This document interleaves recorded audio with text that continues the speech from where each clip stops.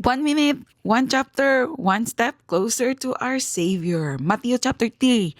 Human sa mga tuig nga paghulat, nitungha si Juan magbubunyag sa kamingawan. Iyang mensahe, simple ra kay tanan.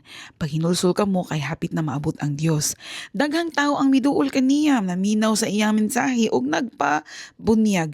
Isip timaan, pagbag-o sa ilang kinabuhi. Pero dili tanan tinuod ang kasing-kasing.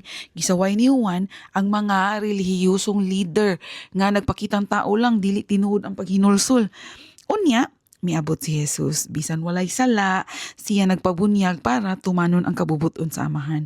Sa dihang nabunyagan na si Jesus, mibuka ang langit, mikunsat ang Espiritu Santo sama sa kalapati, og nadungog ang tingog sa amahan. Siya or kini ang akong pinalanggang anak nga akong gikahimutan. Mateo chapter 3 nagpahinumdum nato nga ang Dios dili lang mutan-aw sa atong mga pulong kundi sa tinud-anay nga naa sa atong kasing-kasing. Okay? 1 minute done, 1 chapter known, 1 step closer to our Savior. Kita-kita kit sa next chapter. Peace!